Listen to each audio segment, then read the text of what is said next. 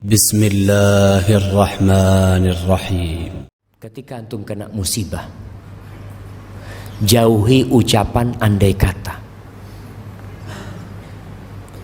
Rasul sallallahu alaihi wasallam mengatakan, al-mu'minul qawi khairun wa ahabbu ila Allah minal mu'minid dha'if. Seorang mukmin yang kuat imannya, kuat ilmunya, kuat segalanya, itu lebih baik daripada mukmin yang lemah. Wa fi kullin khair, dan di semuanya ada kebaikan. Ihris ala ma yanfa'uk, berusaha untuk senantiasa meraih yang bermanfaat buat dirimu. Wasta'in billah, minta tolong sama Allah, jangan bersandar kepada dirimu. Wala ta'jaz, dan jangan jadi orang yang lemah, yang gampang menyerah.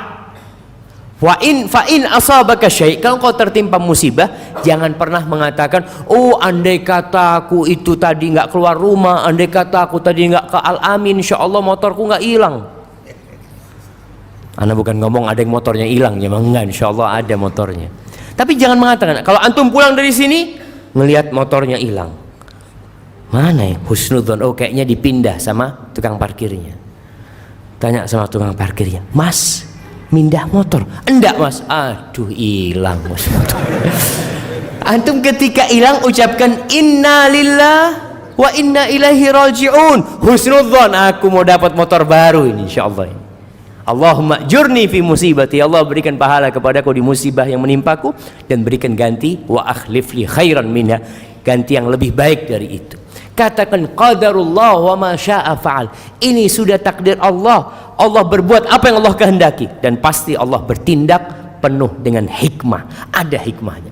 Maka jangan pernah mengatakan andai kata, seandainya saya tadi itu, ya dengarkan ucapan ibu saya. Kalau penyesalan yang menyebabkan antum jadi lebih baik, nggak apa-apa. Tapi kalau penyesalan dengan sesuatu yang tidak mungkin bisa diulangin, tadi umpamanya motornya nggak mungkin balik, nggak perlu antum mengatakan seandainya atau andai kata yang menyebabkan hati antum jadi penuh penderitaan. Hadza wallahu a'lam bishawab. Itu yang bisa saya sampaikan pada kesempatan kali ini. Apabila benar itu dari Allah Azza wa Jalla, kalau ada yang salah dan kurang berkenan dari diri anak pribadi, nggak ada pertanyaan. Masya Allah. Ustaz, bagaimana menjaga rumah tangga agar tidak mudah bertengkar? Ini Ramadan masih tukaran. Bagaimana caranya? Adalah dengan mengalah. Bertengkar itu biasanya dari satu pihak. Kata Rasul sallallahu alaihi wasallam di bulan Ramadan ini, kalau ada yang ngajak antum bertengkar, apa yang harus antum lakukan? Kata, ini shaim, aku sedang puasa, nanti habis tarawih. Bukan habis tarawih. Artinya kita menunjukkan kita ini sedang puasa, sedang jaga nafsu kita. Nggak, aku puasa. Artinya antum jaga diri. Dalam rumah tangga, kalau suami yang mulai berantem, istri diam, mengatakan, iya mas, mohon maaf mas, kata dia. Kadang-kala istri mengatakan, Ustadz, yang salah ini suami Ustadz. Anda kalau terus ngalah, diinjak-injak sama suami Ustadz. Terus maunya apa? Mau berantem? Ya sudah, kalau mau berantem. Kita ini ingin rumah tangga tidak ada pertengkaran.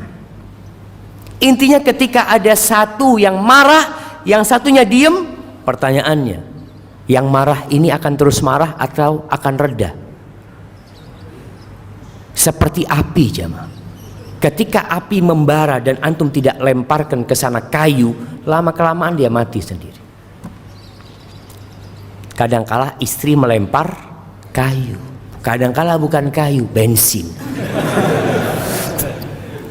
Suami pun seperti itu. Ketika tahu suaminya sedang marah, diam.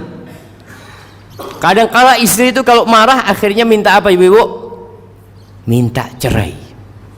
Wis, mulekno aku wis. Mulekno kemana? Sudah. Ketika istri bilang seperti itu, antum diam, nggak usah ditanggapin. Ustaz, kalau nggak ditanggapin tambah marah. Iya, dia itu sedang memancing emosi suami. Diam aja terus. Oh ya, nggak sabar anak lo. Kan puasa melatih kita untuk bersabar. Sudah lama kelamaan datang kepada istrinya, sudahlah istriku, aku minta maaf lah. Pegang tangannya, duduk di sebelahnya, Dia mungkin menjauh ya, antum deketin lagi. Dia menjauh, deketin lagi. Pokoknya antum sudah diam aja seperti itu. Nanti lama kelamaan dia bingung, ini orang mana? Kata dia. Ternyata suami dia. Suami pun seperti itu, istri pun seperti itu. Jadi subhanallah, Abu Darda itu telah memberikan solusi ini jamaah. Solusi yang mujarab ini dulu di masa sahabat Nabi sallallahu alaihi wasallam. Dia mengatakan kepada istrinya, wahai istriku, idza ghadibtu faraddini. Kalau aku marah, tolong kau bikin aku itu adem. Bikin aku adem. Enggak bicara siapa yang salah sekarang, tidak. Bicara siapa yang marah. Kalau bicara siapa yang salah, siapa yang benar, enggak akan pernah selesai rumah tangga itu. Karena semuanya merasa benar. Makanya sekarang yang ada itu kalau satu marah, satu berusaha meredam. Kata Abu Darda, kalau enggak seperti itu, enggak akan lama kita berumah tangga. Karena di rumah tangga itu pasti ada gesekan, ada permasalahan. Bagaimana cara menguatkan iman agar tidak bolak-balik terus? Dia akan bolak-balik terus ya, naik turun terus. Kalau imannya naik terus, itu bukan manusia. Karena manusia itu mau tidak mau imannya naik turun. Tapi bagaimana sekarang ketika turun tidak sampai drop, tidak sampai meninggalkan yang wajib. Kadangkala orang itu biasa sholat 5 waktu. Kalau drop imannya, apa yang dia lakukan? Sholatnya telat-telat biasanya. Biasa sholat ke masjid jadi nggak ke masjid. Tapi kalau orang itu punya sholat sunnah, dia qobliyah ba'diyah. Ketika imannya turun, yang ditinggalkan yang mana? Yang sunnah. Dia jadi nggak qobliyah ba'diyah. Makanya amalan sunnah ini penting supaya kalau iman kita turun, yang kita tinggalkan itu yang sunnah, nggak sampai ke yang wajib jamaah. Semakin banyak umpamanya antum puasa Senin Kemis, akhirnya iman antum drop, antum cuma puasa 3 hari dalam sebulan. Biasanya 8 hari jadi 3 hari, berkurang gitu loh jamaah, karena memang ya lagi imannya lagi turun. Dan perbanyak istighfar. Yang istighfar itu akan menaikkan kembali iman antum. Hadza wallahu a'lam bishawab.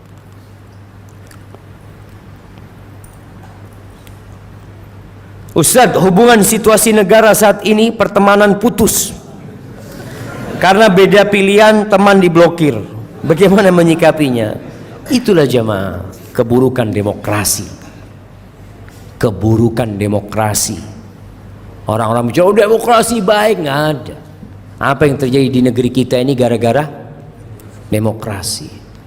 Yang namanya orang beda pilihan, mau tidak mau, dia akan berusaha memenangkan pilihannya. Ini akan memenangkan pilihannya.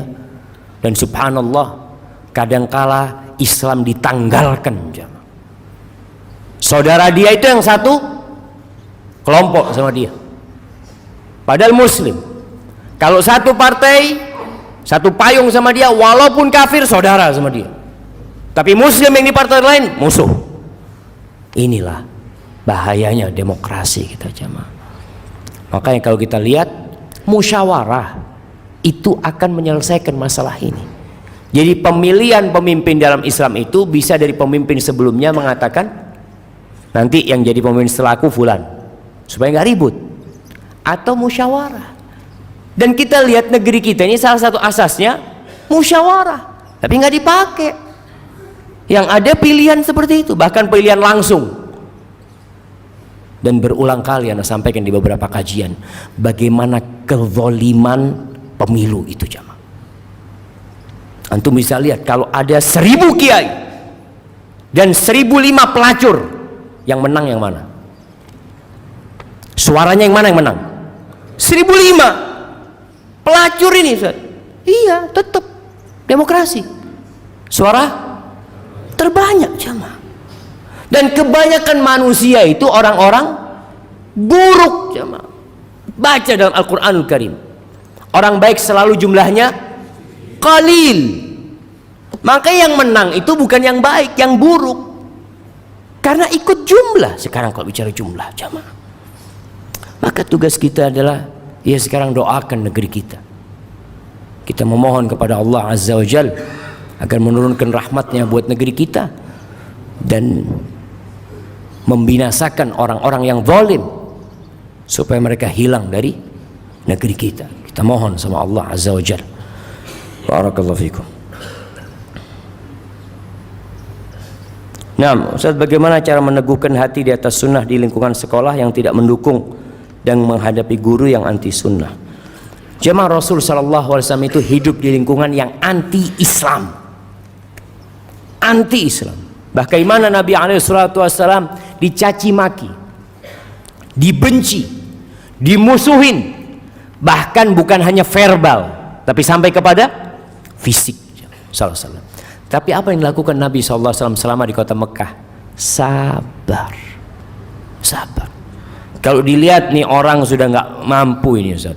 Ini orang semoga dimatikan sama Allah Azza wa Jalla. Boleh. Nabi SAW ketika mendapatkan penindasan dari Abu Jahal, Uqbah bin Abi Mu'aid, Umayyah bin Khalaf, Nabi angkat tangan sudah. Alaika bi Abi Jahal, ya Allah, nih musnahkan Abu Jahal. Matikan ini Umayyah bin Khalaf, Uqbah bin Abi Mu'aid, Syaibah. Sebutkan nama-namanya. Kenapa? Itu sudah tahu, sudah memang keterlaluannya. Nabi SAW biasanya mendoakan kebaikan. Itu yang umum. Tapi kalau ada kondisi-kondisi tertentu yang memang tidak mungkin, orangnya kayaknya sudah harapannya susah, akhirnya minta supaya mereka dibinasakan. Dan mati semuanya. Akhirnya Abu Jahal mati, terbunuh waktu perang Badar, jamaah. Jadi antum sabar. Mereka itu membenci antum karena belum kenal. Tak kenal maka tak sayang. Dilihat muridnya pakai jenggot, oh teroris. Langsung. Dilihat azan ke masjid, oh Wahabi. Wahabi. Loh. Jadi iya cingkrang dilihat, aduh. Akhirnya dikasih nilai kecil sama gurunya. Maka usahakan antum tetap menghormatin guru antum, menghargai guru antum. Di sekolah antum tunjukkan akhlak yang mulia. Bikin satu sekolahan tahu kalau sunnah itu indah dan menyebarkan kedamaian. Sehingga antum jadi pendakwah di sekolah itu dalam kondisi antum tidak berbicara, tapi dengan akhlak dan perilaku antum. Barakallahu fikum. Ustaz, apakah saya harus menjauhi teman yang sering membuat saya tertawa setiap hari? Tetapi setiap sholat saya sadar salah, tapi balik lagi Ustaz. Nah, jemaah. Rasul SAW bergurau. Beliau bergurau. Para sahabat bergurau. Kadang-kala para sahabat itu lempar-lemparan kulitnya semangka. Makan semangka, lempar ke sana jemaah. Gurau para sahabat Nabi. Tapi ketika panggilan jihad, hilang gurau mereka. Tapi jangan sampai kerjanya gurau terus. Akhirnya hati antum orang banyak tertawa bisa keras hatinya. Silahkan tertawa sedikit, apalagi kalau guraunya sampai kepada dusta dan bohong. Jamaah rasa cukup sudah jamaah. Hadza wallahu a'lam bishawab, itu yang bisa saya sampaikan pada kesempatan kali ini. Baik, tadi kita bicarakan 4 macam hati. Siapa yang mau menyebutkan? Nah, fadhal. Yang pertama yaitu hati yang bersih yang dalamnya ada cahaya yang memancar. Hati yang bersih yang dalamnya ada cahaya yang memancar, itu hatinya orang mukmin. Yang kedua, hati yang hitam dan terbalik, itu hatinya orang kafir. Yang ketiga, hati yang terikat sama kulitnya. Munafik ini seakan-akan muslim jemaah, tapi dia nggak bisa lepas dari kekufurannya sebenarnya. Ya, itu hatinya orang munafik. Yang keempat, hati yang datar yang ada iman dan ada kemunafikan. Barakallahu fikum. Baik, pertanyaan selanjutnya. Tadi kita sampaikan beberapa doa supaya hati kita dijaga sama Allah. Salah satunya ya muqallibal qulub, tsabbit qalbi ala dinik. Yang kedua, Allahumma ati nafsaha, ati nafsi taqwaha wa zakkiha anta khairu man zakkaha. Ada doa lain, siapa yang hafal? Masya Allah. Rabbana la tuzigh qulubana ba'da idh hadaitana wa hab lana min ladunka rahmah innaka antal wahhab. Itu doa yang di surat Ali Imran ya. Antum baca doa itu jamaah. Semoga Allah menjaga hati kita.